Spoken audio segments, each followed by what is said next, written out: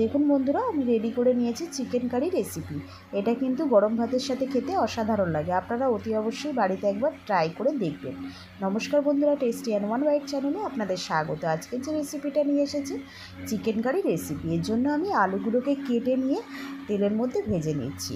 এখানে আমি 500 চিকেন নিয়েছি। এর মধ্যে হলুদ মাখিয়ে রেখেছি আর পর্যাপ্ত পরিমাণে দেখুন আমি নুন দিয়ে দিয়েছি, যাতে করে পরে না নুনটা দিতে হয়।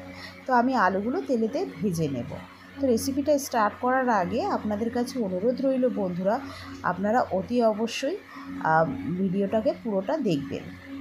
আর তার সঙ্গে আপনাদের কাছে আরও একটা অনুরোধ রইল, আপনারা অতি অবশ্যই একটা লাইক, একটা সাবস্ক্রাইব করে আমার পাশে থাকবেন। তাহলে কিন্তু আমি নিত্য নতুন ভিডিও বানাতে অনুপ্রাণিত হব। তো আশা করি বন্ধুরা আপনারা আমার পাশে থাকবেন। আমি আলুগুলোকে এপিটোপিট করে ভেজে নিচ্ছি। এখানে আমার আলুগুলো ভাজা হয়ে গেছে, আমি এগুলোকে এবারে নামিয়ে নেব। দেখুন বন্ধুরা, আমি এইভাবে হালকা করে আলুগুলোকে ভেজে নিয়েছি। কড়াতে যে আলু ভাজার তেলটা রয়েছে তার সঙ্গে আরও আমি 3-4 চামচ মতো তেল অ্যাড করে দিলাম। তেলটাকে আমি একটু নাড়াচাড়া করে নিচ্ছি। এখানে আমি প্রায় 2টো বড় সাইজের পেঁয়াজ নিয়েছি। এই পেঁয়াজটাকে আমি এখানে দিয়ে দেব।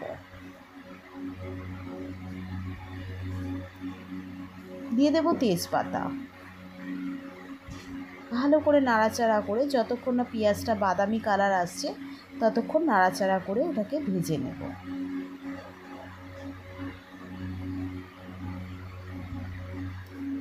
পেঁয়াজটা যাতে সফট হয় তার জন্য আমি অল্প পরিমাণে লবণ অ্যাড করে দিচ্ছি।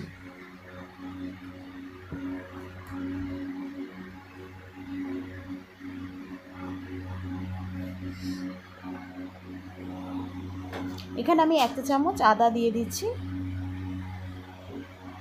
1 চামচ রসুন বাটা। ভালো করে নাড়াচাড়া করে আমি এটাকে কষিয়ে নেব।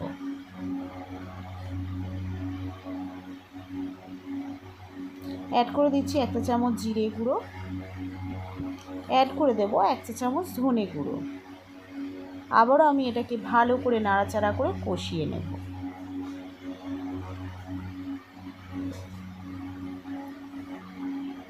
এখানে আমি একটা টমেটোকে পেস্ট করে নিয়েছি, এটা আমি অ্যাড করে দেব।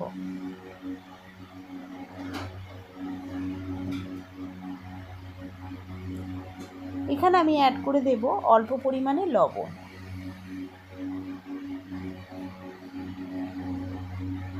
আবার আমি ভালো করে নাড়াচাড়া করে কষিয়ে নেব। অ্যাড করে দিচ্ছি হলুদ। যেহেতু আমার চিকেনের মধ্যে হলুদ দিয়ে মাখা আছে তাই কিন্তু আমি অল্প পরিমাণে হলুদটা অ্যাড করলাম। ভালো করে নাড়াচাড়া করে আমি কষিয়ে নিচ্ছি। অ্যাড করে দেবো 1/2 চা চামচ মতো ঝাল লঙ্কার গুঁড়ো। আবারও আমি এটাকে নাড়াচাড়া করে ভালো করে কষিয়ে নেব যতক্ষণ না মশলার তেলটা ছেড়ে দিচ্ছে।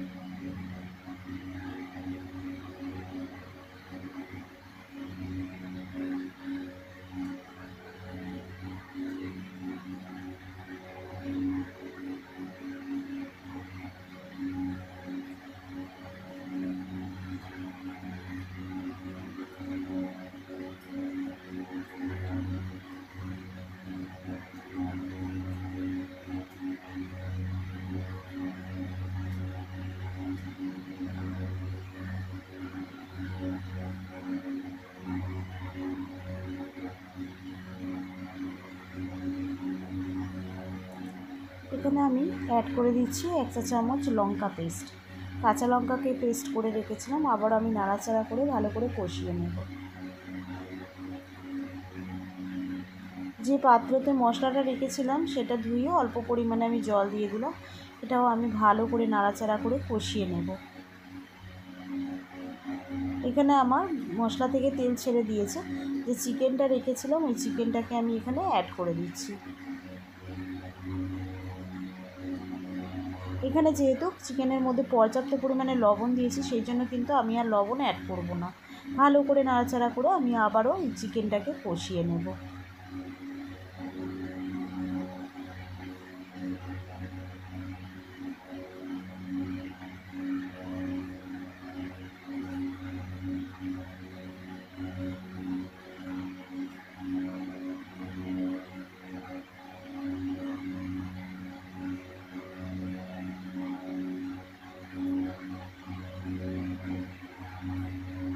এখানে আমি যে আলুগুলোকে ভেজে রেখেছিলাম আলুগুলোকে অ্যাড করে দিলাম।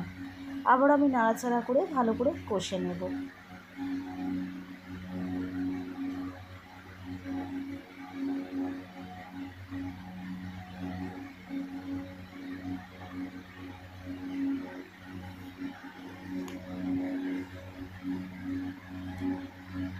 এবারে আমি এখানে জল অ্যাড করে দিচ্ছি, যে মশলা ধোয়া জলটা ছিল ওই জলটা অ্যাড করে দিলাম।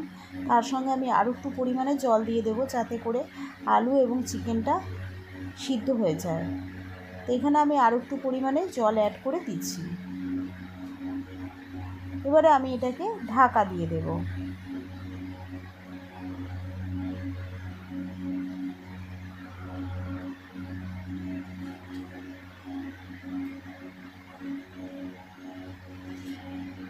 আমি একবার মাঝখানে এটাকে খুলবো ঢাকাটাকে।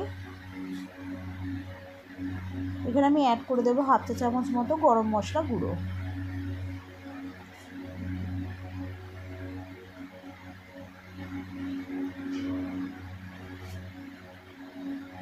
আবারও এটাকে নাড়াচাড়া করে গরম মশলা যাতে সব তরকারিটার সাথে মিশে যায় তার জন্য আমি নাড়াচাড়া করে নেব।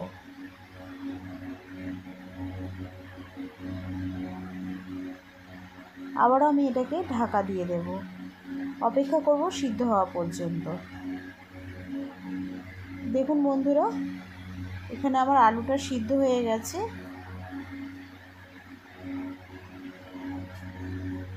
চিকেনও কিন্তু সিদ্ধ হয়ে গেছে। আর একটু নাড়াচাড়া করে নিয়ে আমি এটাকে নামিয়ে নেব। এবারে আমি এটাকে নামিয়ে নেব। দেখুন বন্ধুরা, রেডি হয়ে গেছে চিকেন কারি রেসিপি।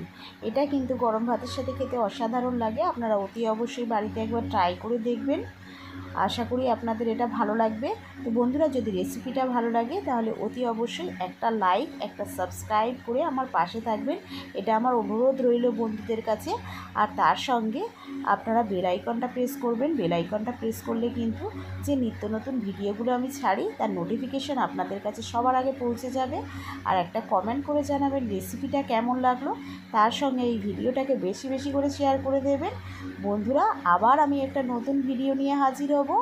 আজকের মতো এটুখানি। নমস্কার বন্ধুরা, ধন্যবাদ।